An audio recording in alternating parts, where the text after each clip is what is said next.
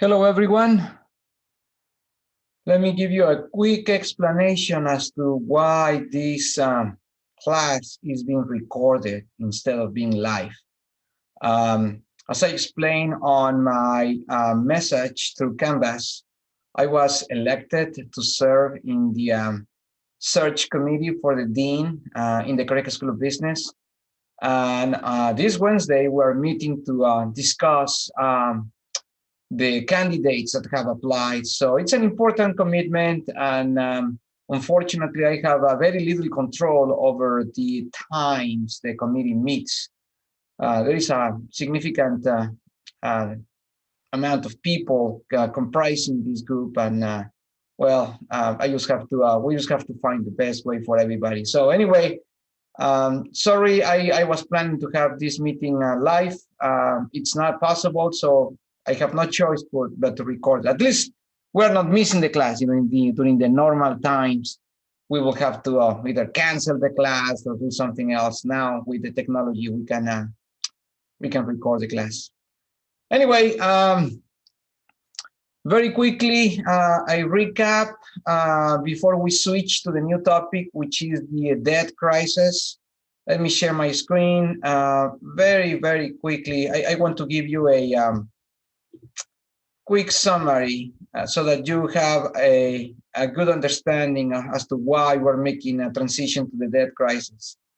All right, let's do this. I think this is the one.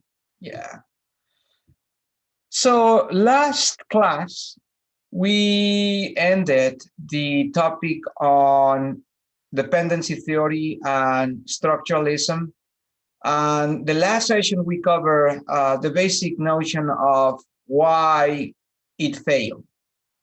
This theory, when applied to Latin American countries, worked for a while because it created a significant amount of growth for 30 years. But eventually, it broke down. Eventually, things just didn't play out the way they were supposed to. And the main reasons that we discussed were that, first of all, it was unsustainable. I explained the idea of economies of scale. Also, I talk about the high level of corruption because many of the state-owned enterprises really were controlled by government officers that were not keeping social welfare and the best interest of the population and the country at heart. Instead, they were just, making decisions and making policy that benefit their private interest or the interest of their friends.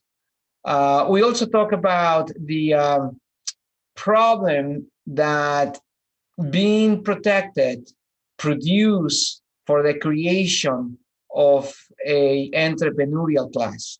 So the so-called infant industry argument. You may think, as the owner of this private enterprise in Latin America in the 1960s or the 1970s, that you are very good because you are making money, you're expanding, and you have customers. But yes, but you are operating in a very in a highly protected environment. Protected from who? Well, from international competition. So you have a captive market, and they have no choice but to buy from you because domestic consumers in Latin America, in Mexico, in Brazil, Argentina, would find a very expensive enterprise to buy, somewhere in the rest of the world. So they will have to look inwards for consumption, and of course that was what fueled the growth internally.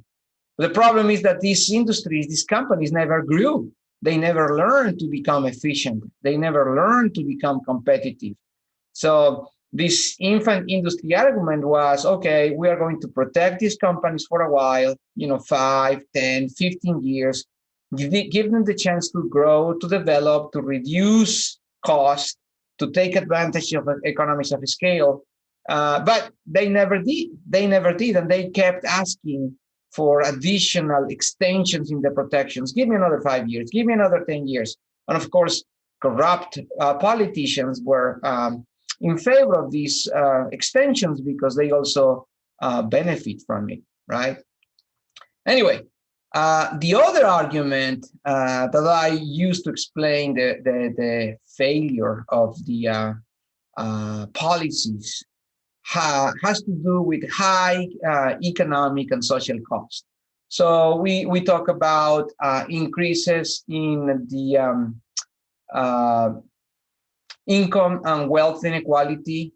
We also talk about a very important topic that we are going to be discussing later at greater extent, was that because of the focus was on manufacturing and industrialization, agriculture was neglected. So this is the time, I said last class, where you see this massive migration from rural areas to the cities. And this is the beginning of growth of what later became one of the largest cities in the world, like Mexico City, like Lima, like Caracas, and other mega cities in Latin America, which produce all this pressure in these cities because they didn't have enough capacity to absorb all this labor coming from the countryside. And this produced, of course, all sorts of problems in terms of crime, infrastructure. I'm talking about water, electricity, the sewage system. But also, this was the one of the main reasons for which we now understand is called the underground economy. These street vendors, street performers that operate outside the legal system because they pay no taxes, they don't follow the health code. And we are going to talk about this later as well, but just again, this is a quick introduction. I'm talking about, all these people that are selling food, that are performing services like shoe shining. They don't have to be necessarily illegal. In fact, we are going to introduce another concept that is called extra legal, outside the legal system. So this is not, prostitution. This is not legal trafficking. This is not human trafficking. No, I'm talking about a different type of activities that, of course, are also related to this problem. But anyway, we'll talk about that later. Then problems in the balance of payments, inflation was under control, and the very last one was international debt, right? So this last problem, the international debt, is going to give us a lot of material for at least 2 or 2.5 classes, and this is what I want to start today. Again, I wish we're around so I would stop and ask you if you have questions. Obviously, I cannot do that now, so I have no choice but to keep going, guys. So bear with me. Okay, my image is getting blurry. Let me fix this. I know how to fix this. I just turn my camera off and on, and usually that does the trick. All right, I guess I look better now. All right, so let's go into the debt crisis. And you are going to be like, whoa, well, at least I hope you will be fascinated and surprised, actually, by these concepts and, this episode in history. Wait a second, you are not looking at what I want you to look at. Give me a second here. I'm not sure what's going on. Okay. So let's share the right screen. Why is not? I don't think you are. Okay, I think I know what I need to do. Sorry, guys. Share screen. All right. Debt crisis, stabilization, and reforms. So, if you remember, the government was put at the center of the ISI strategy because I said it was the only economic entity capable of facing, the task, right? And of course, the model relies on a significant infusion of capital, and that's where the debt was coming from. This is why in this slide, I'm talking about this. The ISI model was fueled by external savings. So the idea was that Latin America presented to the international banking community, private banks, this business plan, and the collateral was the huge amount of raw materials. And again, I already explained this. I'm talking about oil, rubber, coffee, bananas, all of these raw materials, all of these commodities that, of course, we knew they will have to be consumed by the rest of the world, was presented as, you know, as a warranty, as a guarantee, as a collateral for payment, right? And the idea, of course, of getting into this debt was to acquire the resources, Latin America engaging into this debt to buy the capital required to industrialize the region. Equipment, technology, you know, I'm talking about, you know, all this type of heavy machinery, computers, medical equipment, construction equipment, all of these things require, very expensive, and Latin America didn't have the companies producing these things, so they have to be bought, they have to be imported, right? Anyway, now, just to give you an idea of the size of the debt in Latin America, look at this table right here on your screen. By 1992, let me see if I can draw some stuff. By 1992, Latin America had borrowed more than $300 billion from the rest of the world. And again, $300 billion today in 2021 may not sound like much. I mean, that's a lot of money, but it's not probably sounding like alarm,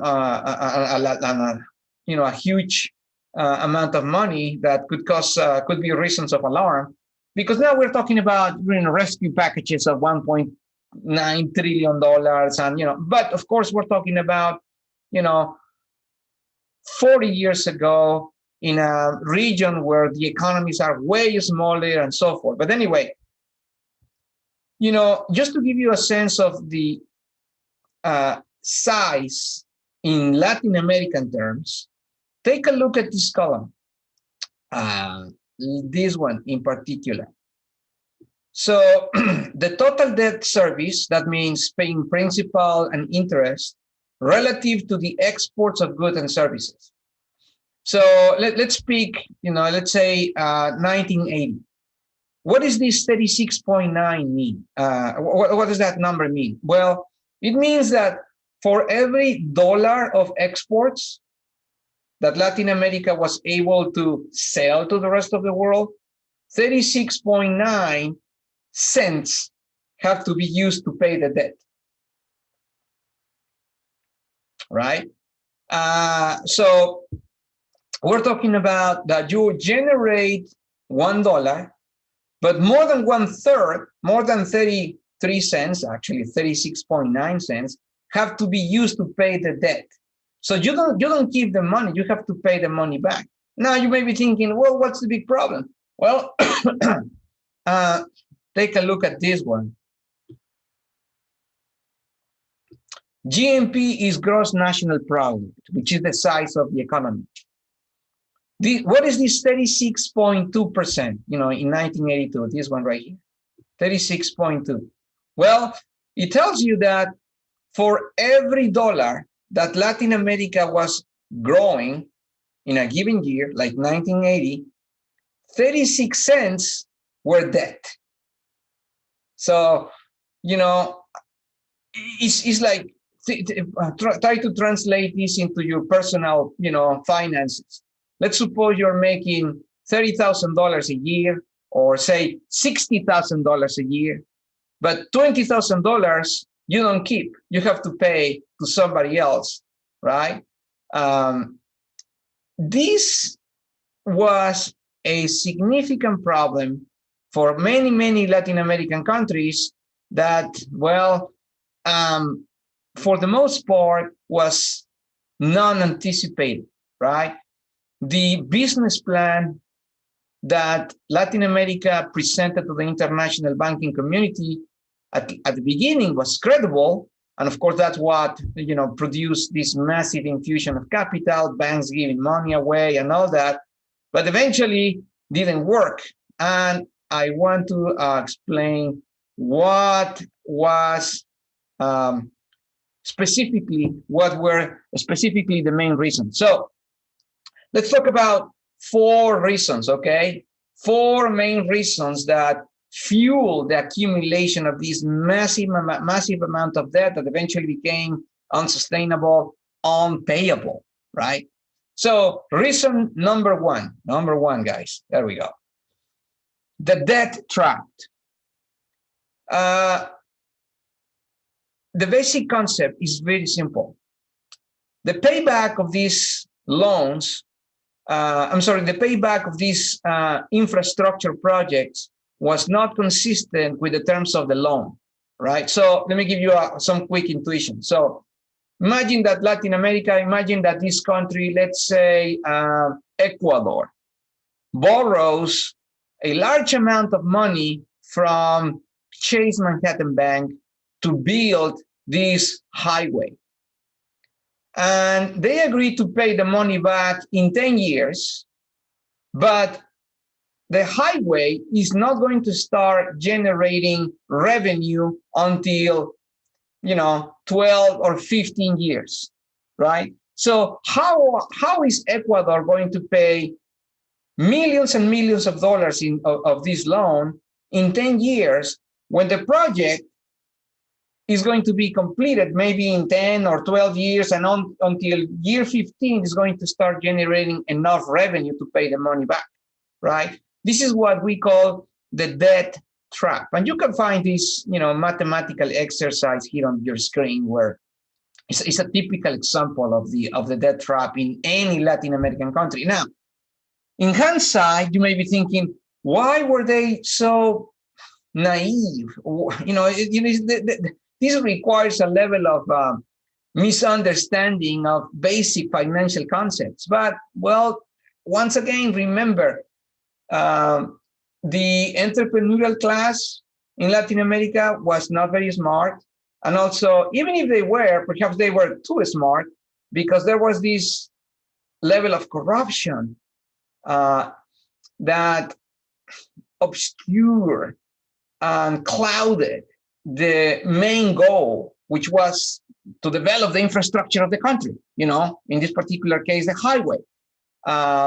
So they said, well, we can borrow, I don't know, $50 million, $100 million, but not all this money was channeled to the proper use. Again, there was a lot of hands into this pot of money. And, at the end of the day, remember, we talk about Chomsky. At the end of the day, if things didn't work out, the government could rescue the entrepreneurs. If things went south, well, there was always somebody out there, the government, the federal government, to bail them out. So they didn't have a very good incentive to be responsible. They didn't have the motivation to, guard the interest of the country because, they were in the position, they have the opportunity, they have the means, and they took advantage of it, right? So this was a very sad situation that, again, in hindsight, now that we look back, we regret, and we, with some elements of nostalgic elements, wish that didn't happen. But, well, it did all across Latin America. I use the example of Ecuador, but I can give you examples in Mexico and many other places. Anyway, reason number one is the debt trap. Number two, right? We already talked about this unsustainability element, and also we talk about the populism that was rampant in the 60s and the 70s in Latin America, right? This economic populism that, if you remember, was, and I say you remember, especially those of you that have taken some economic history classes, was tied to the Keynesian approach. John Maynard Keynes was another British economist that, a more recent one, of obviously not as old as Adam Smith, but a more recent economist that basically had the idea that when private investment fails, well, the government should take its place, injecting money into the economy to stimulate it. So government spending was a primary goal, reducing taxes was another goal, in order to make the economy grow. But, in Latin America, this notion, especially when it was launched by economic populist presidents and politicians, just went to the extreme. And they didn't pay attention to inflation, to the exchange rate. So they mismanage. That's what I'm trying to say. They mismanage because they abuse this Keynesian approach. They mismanage the economy. And of course, that produced these imbalances, high inflation, high interest rates, unstable exchange rate. And of course, they did that because in terms of politics, this was very attractive to keep being reelected. So if you have to subsidize milk, then, well, the government will subsidize milk. If you have to subsidize gasoline, well, then will you do it? Anything that could be appealing to the masses that will, guarantee some votes for you at the next election was done, right? At the expense of a responsible fiscal management of the government finances. All right, so that was number two. But there were other reasons that were not necessarily domestic reasons, like corruption and mismanagement and stupidity and ineptitude. No. There were some other reasons that fuel this problem that have nothing to do with what's happening in Latin America. And this is a very interesting conversation that ties Latin America to the rest of the world. Reason number three, external shocks. Two main external shocks. So the first one has to do with, let me skip ahead because I want to talk about the petrodollars first. This one right here. You can talk to your grandparents maybe so that they can tell you stories about what happened in the 1970s. But we had, especially in 1973, the first oil shock. Very long story that you can learn in other classes, but essentially oil-rich countries led by, some particular ones like Saudi Arabia and others decided to punish rich economies like the US and other oil-dependent nations by increasing the price of oil, by reducing the amount of oil supply. So if the production of oil is reduced, that produces some scarcity and the price of oil goes up and up and up and up. And of course, nations like the US start suffering a big deal because at the time we were not oil independent. We have to buy in the US a lot of oil from these oil-rich countries, right? So let me explain this by sharing my screen. But I want to share now my whiteboard. Okay. So this is what I'm trying to say. In the 1970s, oil-rich countries, Saudi Arabia, Iran, Iraq, and others, start increasing the price of oil in order to punish oil-dependent countries like the US. Now, of course, for these countries, this produces a huge amount of resources. And then all these oil-rich countries start depositing all these resources in international banks. Chase Manhattan, Bank of America, Bank of Tokyo, all of these major international financial organizations. But banks don't keep the money deposited in their vaults. The way banks make money is by using these reserves, all these deposits, and making loans to other places and other entities that are in need of these resources. So these are deposits in international banks that are channeled to Latin America as loans. Now, remember, Latin America was presenting this ISI strategy to the international banks as the business plan. And the business plan was credible. The international banks said yes.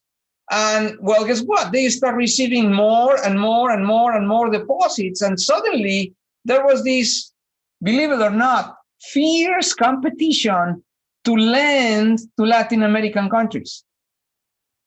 And I don't know if you this resonates with some of you, especially when you compare this to the recent housing crisis in 2007, 2009 in the US. Remember, where there was this predatory lending, irresponsible behavior of banks, because at the time it didn't matter if you didn't have a job or didn't have income. They will sell you a house. They will give you a mortgage, right? Well, something similar happened in the 1970s, but at a major scale. International banks were happy to make loans to Latin America. So, Latin American officers were going to these banks in New York or Washington, D.C., and they say, hey, I'm here from Nicaragua. Hey, I'm here from Costa Rica. I'm here from Colombia. I'm here to borrow money. Okay, sure, come on in. Sign here. How much do you need? They didn't even pay attention very much attention to the terms of the loan, the conditions, the collateral. They were, most interested in making sure that all these deposits were channeled as loans to somebody. Because if banks keep the money in the vault, they don't make money. So here's the story. The international bank is going to pay an interest rate, I, to oil-rich countries so that they are depositing the money, for saving the money. But it's going to charge an interest rate to Latin America that is going to be higher. This is another I, interest rate. And this is an interest rate. So the interest rate that banks charge to Latin America has to be larger than the interest rate that banks pay to depositors. And the difference is how banks make money, right? But in order to charge this interest rate, they have to make the loan. If they don't make loans, they don't make money, right? That's the whole notion of this. Anyway, so why is this important? All right, so let me go back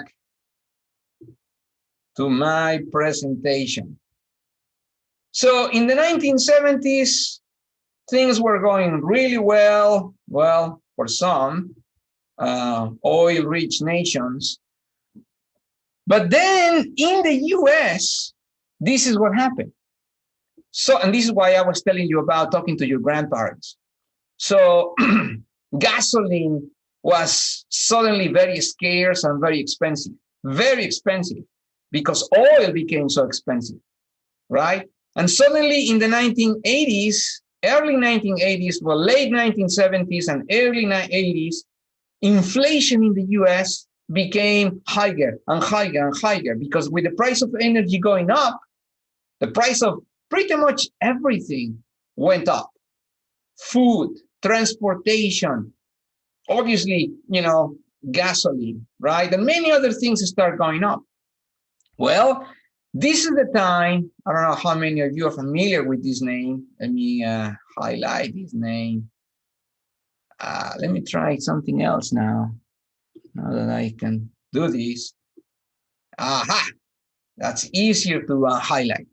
I don't know how many of you are familiar with this name. Paul Volcker was the chairman of the Federal Reserve.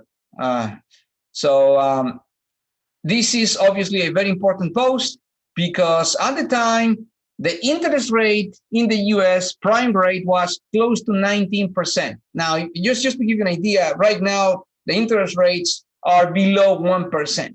Well, in the 1970s, 1980s, it was close to 19%.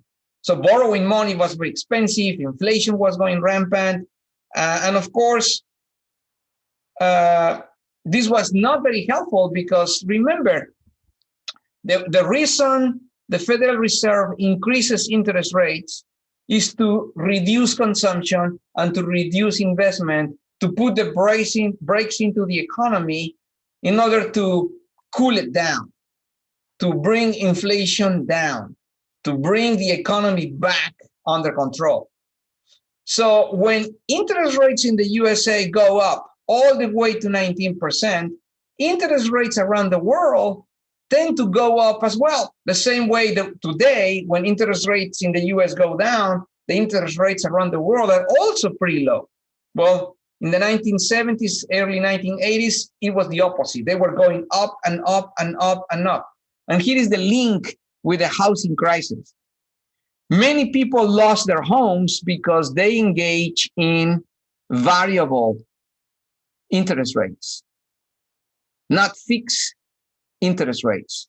Well, at the time, all these Latin American countries had made, were receiving these loans and they were engaging into this debt using flexible interest rates. No, you may be thinking, no way. Yes, yes. So interest rates moved from 4-5% to 19% in, just over a few months in response to this petrodollar, situation, because banks were competing to make loans and loans and loans and loans more loans. So high interest rates, these ones right here, all of these, let me do this, clear all these. High interest rates produce a huge problem. And the problem is, well, very simple to identify. You don't have the capacity to pay the loan back. Even if you increase the volume of exports, even if the price of commodities goes up, making the payments of your loan was impossible. Similar to what happens with the houses here in the US, right?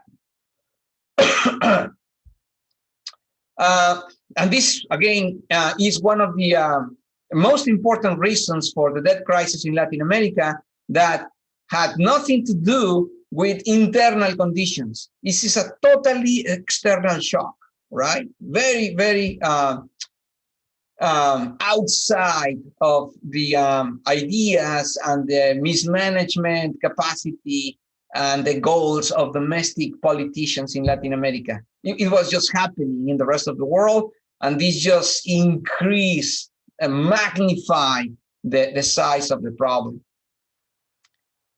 Man, all right, this would be a good point to stop and ask for questions, but no can do.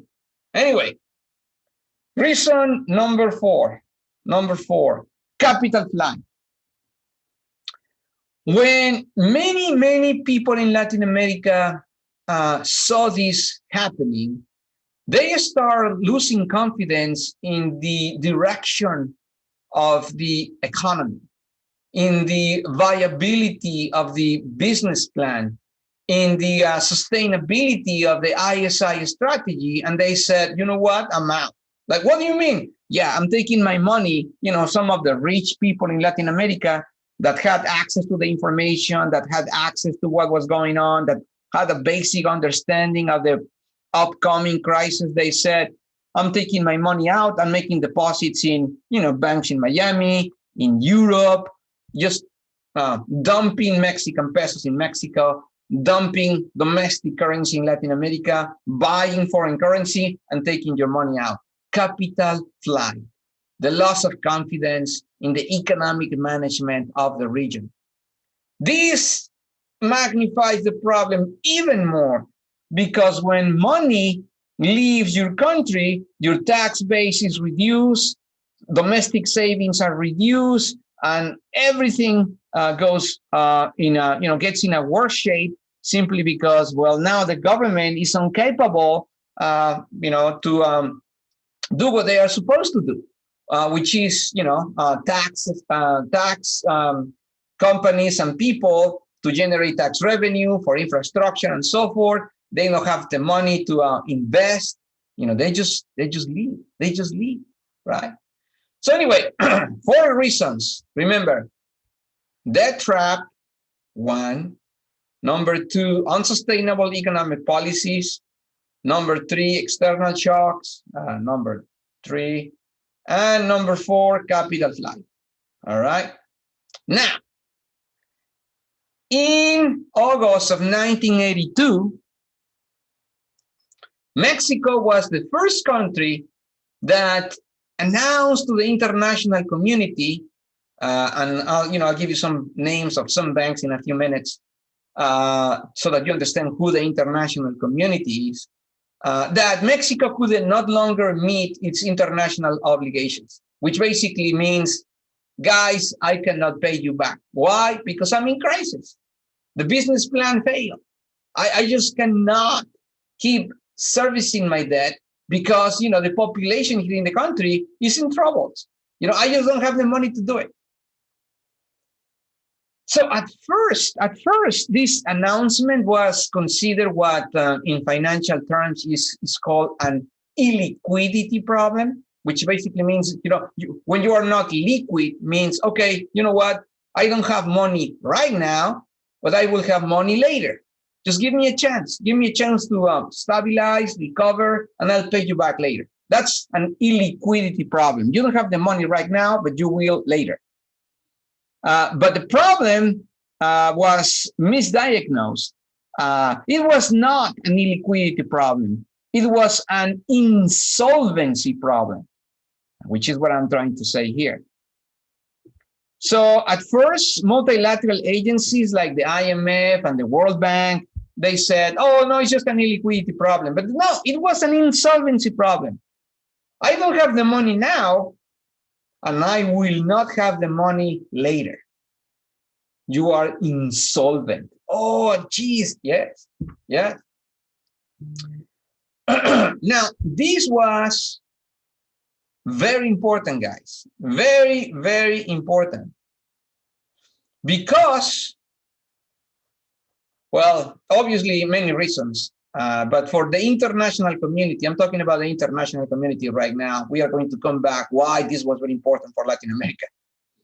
But this was very important for the international community, because this was not only a problem for Latin American countries, it was also a huge problem for banks, the private international banks involved. And here you have a list of countries. I'm talking about, some of these names are not familiar to you, but they are out there. But some of them are Wells Fargo, Bank of America, Citicorp, Chase Manhattan. So this table gives you the exposure of 9 major US banks to only 6 highly in-debt Latin American countries. Not 20, not 25, the largest 6, which of course, are the largest countries: Mexico, Argentina, Brazil, and others, right? So this is the point. The percent, or let me highlight this because this is important. The percentage of shareholders' equity of the represented by debt. So let me explain this. The banks were so into this debt problem that even if all the stock of the companies were sold, we're talking about 268%. They will need 2.6 times the amount of all the stock in order to recover from this debt crisis. The exposure was huge, and the average was 174. So in other words, even if you sell the whole bank, you cannot pay the amount of deposits. Now you may be thinking, what is he talking about? All right, let me try to make some sense of this, because sometimes this idea is not very easy to grasp. So let me do this. You remember what I was talking about before? These rich nations, let me make sure I can write. These rich nations, let me use another color so that you understand that this is brand new stuff, green. So all these rich countries are making deposits in international banks. The deposits are going to Latin America's loans. But then there is this crisis in Latin America, and Latin America says, I cannot pay you back, international banks. Mexico starts, Argentina, Brazil, Colombia, Ecuador. They said, I'm sorry, guys, we cannot pay you back. What are you talking about? I need my money back. Because if you don't give, you got Latin American countries. I don't know what's going on here. If you Latin American countries don't give me my money back, what am I going to tell you to these oil-rich countries? Think about this. At the personal level, you go to the bank and open a savings account, and you trust the bank. That's why you keep your money there, right? The bank is taking your money and making loans to whatever, right? But suddenly, this business out there cannot pay your bank back. And then when you go to do a withdrawal from your checkings or savings account, the bank says, I'm sorry, I don't have the money. What are you talking about? Well, these guys I made the loans are not paying me back. Well, that's not my problem. I made this deposit trusting you. You need to pay me back. Well, I can't. You understand now? Well, at the international level in the 1970s, this became a major international crisis because these international banks couldn't pay the depositors, couldn't give their money back to oil-rich countries. And of course, it's not just about oil-rich countries, because you had all these international investors that have nothing to do with Saudi Arabia or all these, all of these rich people around the world also are making deposits in Chase Manhattan Bank, in Wells Fargo, and of course, these banks are making loans to whatever they want. So the crisis was not only for the banks because they couldn't pay oil-rich countries, but also because they couldn't pay to rich people around the world. So let's see. Let me go back here. And then let's pick this up. All right. So all of these banks right here are in troubles. And okay, now what the solution? What is going to be the solution? What's going to happen? Well, actually, what happened, right? What happened? First of all, the first thing that took place was commercial banks immediately stopped sending more money to Latin America, obviously, right? If you cannot pay back the loan, I cannot keep financing you. You are in troubles, right? But here is the problem. If you cannot pay your house, the bank repossesses your house. If you cannot pay your car, which is, like your house, your car, your house are collateral, the bank takes ownership. You lose your home, you lose your car, and you're good to go. I mean, your credit score is ruined or whatever, but that's the end of the story for you, right? The bank is going to be, selling cars and selling homes and whatever. That's how they recover at least some of their money. But in this particular case, guess what?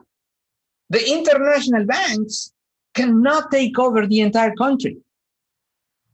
You know, when Mexico said to these major banks, I'm sorry, guys, I cannot pay you back these billions and billions of dollars, these guys cannot go to Mexico and take over the country. They cannot take all over the houses or take all over the highways, take all over the dams or the airports or the seaports that they were built with these monies. They cannot do that. I mean, there is sovereignty. There are some elements of international law and, you know, independence and all of these major issues, right? So another solution have to be envisioned, right? All right. So let me introduce what was the solution. All right. So different color. Let's go with, I don't know, blue. All right.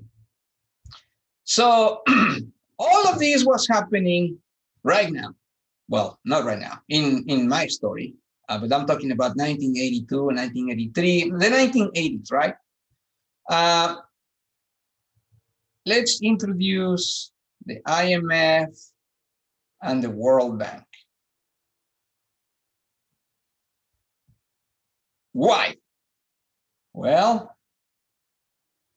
the IMF and the World Bank, and we're going to talk about these institutions later at, in more detail, basically were created during the 1940s, particularly the World Bank, to rebuild the economies destroyed during the war in Germany and other European countries. And the IMF was created to stabilize the financial conditions of the economies of these countries and many other countries around the world. 4 years later, in the 1980s, the IMF and the World Bank are still around, obviously, and they are still around today. But the mission, well, in some cases has changed. But at the end of the day, they are out there to help countries in need. You know, the World Bank switch focus to financing development projects and the IMF stabilization. Okay, the point is that the IMF and the World Bank are talking to the international financial community. I mean, they are talking to them. Come on. They are talking to them, and they are talking to Latin American countries. And they say, hey, guys, you are both in troubles. We can give you a way out. Oh, really? What can you do for us? Well, obviously, you guys in Latin America screw things up. You didn't know what you were doing. The business plan that you were following crashed. And now you produce a major international crisis. You banks, obviously, in a very responsible behavior, made these loans to Latin America, and now look at you. Anyway, the point is that these guys took this very paternalistic approach, and they said, this is what we can do. We can start refinancing Latin America so that Latin America can pay you back, and you banks can pay to whoever you need to pay. Rich, oil-rich countries, rich entrepreneurs around the world, and so forth. But there is going to be one important element. For you, Latin America, to receive these loans, conditions. You need to follow a bunch of conditions. And this is the beginning of the IMF World Bank conditionality approach. So, and this is, again, I already briefly explained this.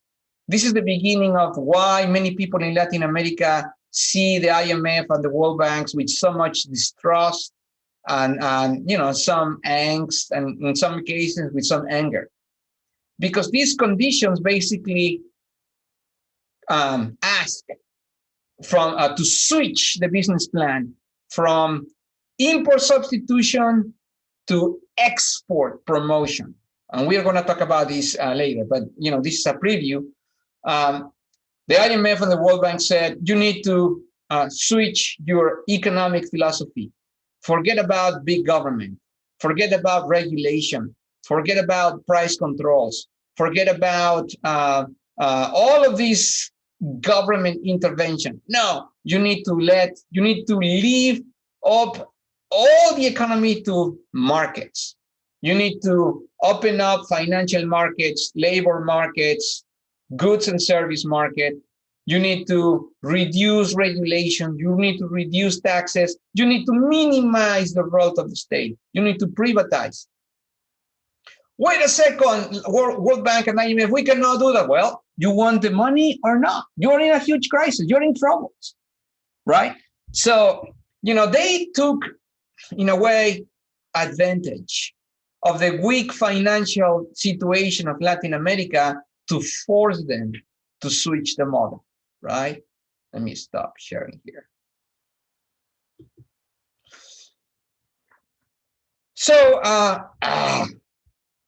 let me stop this again so you can see me better.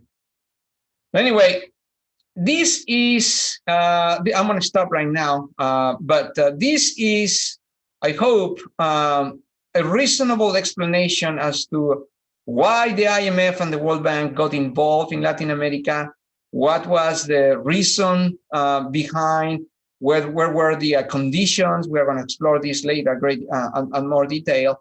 But this is the debt crisis marks one of the most interesting episodes in economic history in Latin America because it marks the connection of Latin America with all these international investors that are still present today. And all these linkages with banks and the IMF and the World Bank because the debt in many cases has not been paid yet, right? So the decisions that were made 40, 50 years ago, I mean, before then, with the ISI strategy, are still inflicting pain into the economies of Latin American countries. And later we are going to talk about something very interesting, which is that has to do with international law, that basically argues that, why some new generations of Latin American people have to pay for the mistakes made 2 or 3 generations ago. Many kids in Latin America argue now that, I didn't make these decisions. I didn't enjoy the benefits of these decisions. Why do I need to pay for this, right? So there is something called odious debt. I'll explain this later. Odious debt, which in international law basically means that under some circumstances, it is possible. And this is not the case in Latin America, but they have argued for that. Under some circumstances, as a matter of international law, it is possible that some debt may be forgiven when a bunch of conditions are met. The Latin American case is not one of them. A few countries in Africa have gone through the motions and have won, but not country in Latin America, right? Anyway, I have no idea of the time. I always forget to keep track of the time, but I think this is a good point to stop anyway. I will stop now, and I will pick up again for the class on Friday, guys. If you have questions, if you have comments, remember, shoot me an email, stop during office hours, and we'll talk about it. All right? All right, I'm going to stop recording right now. See you next time.